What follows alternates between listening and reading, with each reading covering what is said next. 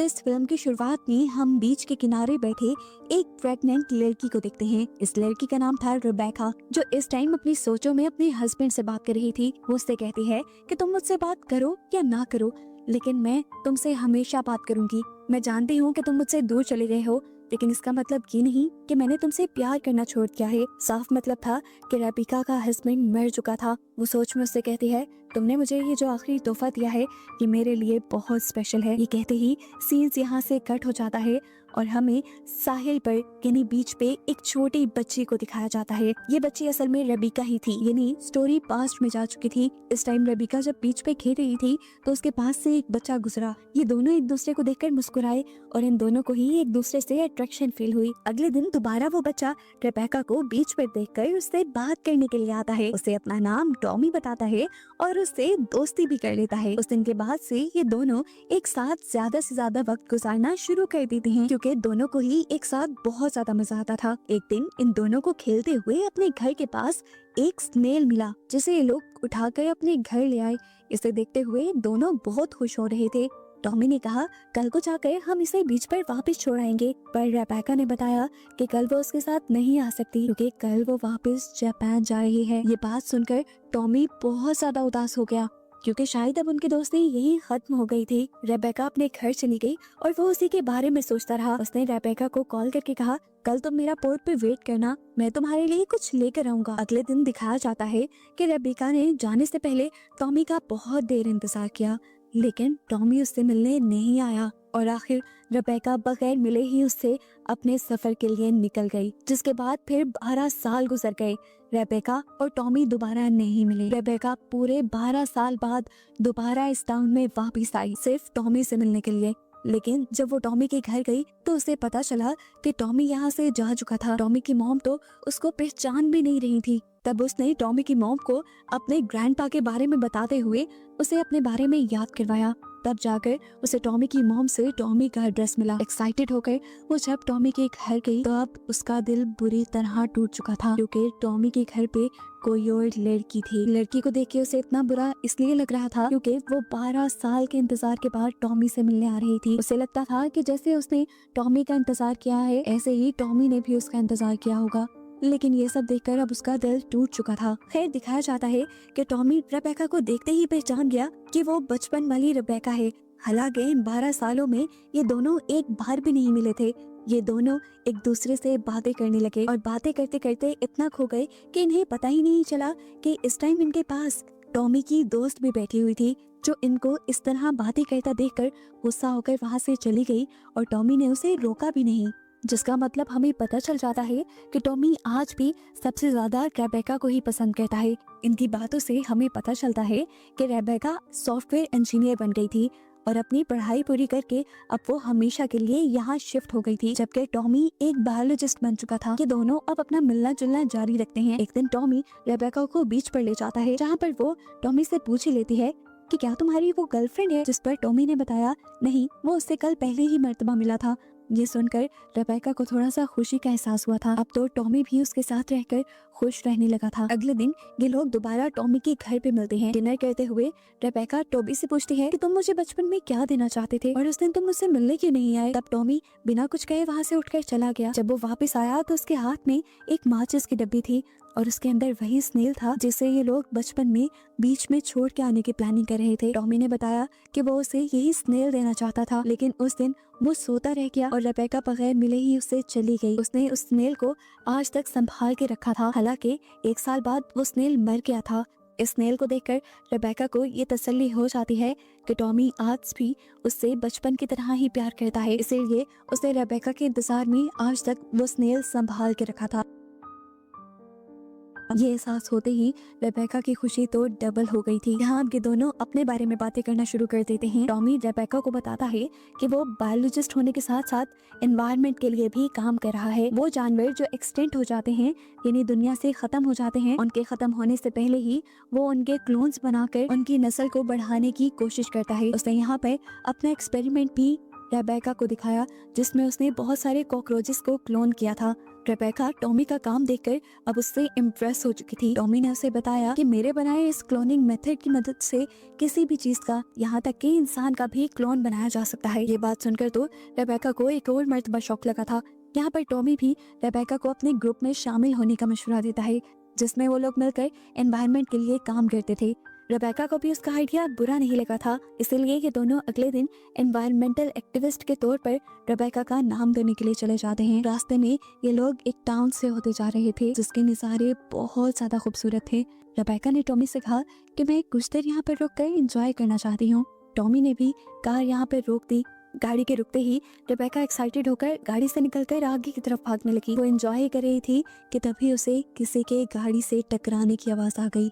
पीछे मुड़कर उसने देखा कि टॉमी जो गाड़ी से निकलकर उसके पीछे ही आ रहा था, एक गाड़ी उसे आकर यहाँ हिट कर गई। हिट क्या कर गई समझो, कुचल गई, और टॉमी यहाँ उसकी आंखों के सामने मारा गया। इस हादसे ने रेबेका को पूरी तरह से तोड़ दिया था। टॉमी जिसका 12 साल उसने इंतजार किया था, जिसके साथ अब उसकी लाइफ बहुत ही ज्यादा अच्छी हो गई थी, वो इतनी जल्दी मर गया था। उसे लगने लगा था कि वो अपने आप को इस हादसे से कभी बाहर नहीं निकाल पाएगी, वो कभी मूव ऑन नहीं कर पाएगी। वो दिन ब दिन डिप्रेशन में जाती जा रही थी।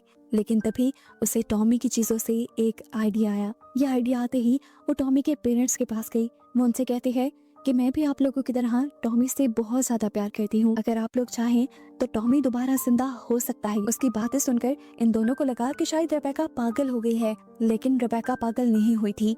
रेबेका असल में टॉमी का क्लोन बनाने की बात कर रही थी, जिसके लिए उसको टॉमी के मॉम डैड की लीगल परमिशन की जरूरत थी, और साथ ही साथ टॉमी के डेड बॉडी के कुछ टिश्यूज की भी जरूरत थी। उसे टॉमी की ग्रेव से टॉमी को बाहर निकलवाना था, और इसके लिए भी उसे टॉमी के पेरेंट्स की ही परमिशन चाहिए थी। टॉमी की मॉम मरने के बाद अपने बेटे को इतनी तकलीफ नहीं देना चाहती थी, इसलिए वो रेबेका को इनकार करके वहाँ से भेज देती हैं। लेकिन अगले दिन हम देखते हैं कि टॉमी के डैड ने आकर रेबेका को वो पेपर्स दे दिए थे जो रेबेका उनके घर लेकर गई थी। टॉमी के डैड ने उनको साइन कर दिया था ताकि रेबेका अपना काम कर सके। वो उससे कहते हैं तुम जो करना चाहो कर सकती हो, लेकिन अब हम लोग यहाँ से जा रहे हैं क्योंकि इस घर में हमें टॉमी बहुत ज्यादा याद आता है। रेबेका आज बहुत खुश थी।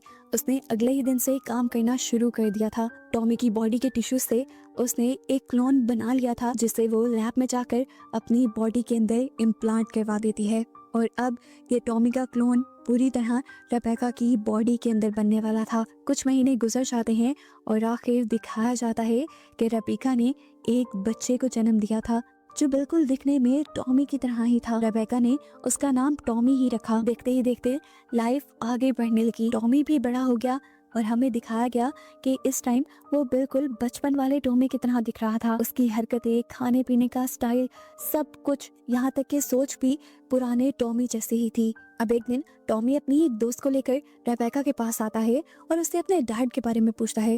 रेबेका थोड़ा घबरा जाती है और उसे बताती है कि तुम्हारे पैदा होने से पहले ही तुम्हारे डैड टॉमी एक एक्सीडेंट में मारे गए थे। खैर ये बात नॉर्मल लग रही थी, कोई भी बच्चा अपने डैड के बारे में पूछता ही है, लेकिन यहाँ पर मामला कुछ और था। असल में सोसाइटी में ये खबर फैलने लगी थी कि रेबेका का बेटा जो टॉमी है वो एक आम इंसान नहीं बल्कि एक क्लोन है, जिसकी वजह से लोग और बच्चे उससे दूर दूर रहने लगे थे।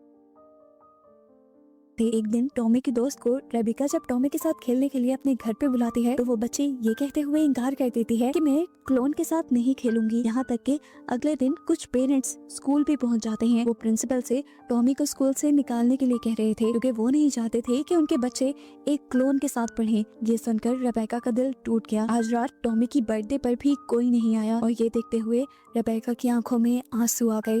वो समझ गई थी कि अब वो वक्त आ गया है जब रेबेका को ये टाउन छोड़ना पड़ेगा, क्योंकि अगर उसने ये टाउन ना छोड़ा तो कोई भी टॉमी को उसके क्लोन होने की सच्चाई बता देगा। टॉमी को लेकर रेबेका अब एक सुनसान जगह पे चली जाती है जहाँ पे सिर्फ उन्हीं का घर था, किसी और का घर नहीं था। वहाँ पे उसने यहाँ अकेले ही टॉमी को बड़ा किया, पाला। इस जगह पर रेबेका टॉमी के साथ काफी खुश थी। सालों का वक्त गुजर गया और हमें दिखाया गया कि अब टॉमी बड़ा हो चुका है और हूबहू अपने डैड टॉमी की तरह ही दिख रहा है। आज वो अपनी एक फ्रेंड को अपने घर लेकर आया था, जिसे देखकर रेबेका जेलस होने लगी क्योंकि कभी भी उसने इस टॉमी को अपना बेटा नहीं समझा था। खैर टॉमी ने यहाँ रेबेका से कहा कि कुछ दिन उसकी ये फ्रेंड उनके साथ उनके घर ही रहेगी। रेबेका टॉमी को मना नहीं करती। वो लड़की कुछ दिन इनके साथ रहना शुरू कर देती है, लेकिन वो देखती है कि इन दोनों के दरमियान में माँ और बेटे जैसा रिलेशन नहीं था। टॉमी रेबेका के कुछ एक्स्ट्रा ही करीब रहता था और ये चीज उस लड़की को बहुत ऑकवर्ड लगी, इसीलिए वो इन दोनों को छोड़कर चली गई। अगले दिन हम देखते हैं कि असल में टॉमी की मॉम रेबेका से मिलने के लिए आई थी। ये दोनों आपस में बातें ही कर रहे थे कि तभी अचानक उनके सामने टॉमी आ गया, यानी टॉमी का क्लोन, जिन्हें देखकर वो बिल्कुल ही सरप्राइज रह गई। उनकी हैरानी का अंदाजा यहाँ से लगाया जा सकता था कि वो इस क्लोन टॉमी को देखकर कुछ बोल नहीं पाई और चुपचाप यहाँ से चली गई। आखिर वो औरत कौन थी और इस तरह टॉमी को क्यों देख रही थी? वो ये सारे सवाल रेबेका से कहता है, लेकिन रेबेका भी उसकी किसी भी बात का जवाब नहीं देती। टॉमी को तो अब गुस्सा आने लगा था। एक तो टॉमी को उसके फोर पेरेंट्स के बारे में कुछ नहीं पता था, ऊपर से आए दिन रेबेका उससे कुछ ना कुछ छुपा कर रखती थी। इन सारी चीजों का गुस्सा अब आहिस्ता आहिस्ता टॉमी की पर्सनालिटी को खराब कर रहा था। टॉमी के दोस्त भी जो आज उनसे मिलने के लिए आई थी, वो भी टॉमी का गुस्सा देकर घबरा कर वहाँ से चली जाते हैं। टॉमी घर में बहुत तोड़फोड़ करता है, जिस पर आज रेबेका समझ गई थी कि वो दिन आ गया है जब उसे टॉमी को सच्चाई बतानी पड़ेगी। उसने बहुत हिम्मत की और फिर टॉमी को वो सारी कहानी बताई कि किस तरह उसने अपने दोस्त यानी टॉमी का क्लोन बनाकर उसे पैदा किया था। रेबेका की ये सारी बातें टॉमी को समझ नहीं आ रही थी। तब तंग आकर रेबेका ने असली टॉमी का लैपटॉप और उसकी चीजें इस क्लोन टॉमी को दे दी और ये सारी चीजें देखने के बाद टॉमी समझ गया कि कैसे आखिर वो एक असल इंसान नहीं है, वो तो सिर्फ एक क्लोन है। उसका अंदर अब बहुत ज्यादा टूट चुका था, उसका कॉन्फिडेंस मर गया था।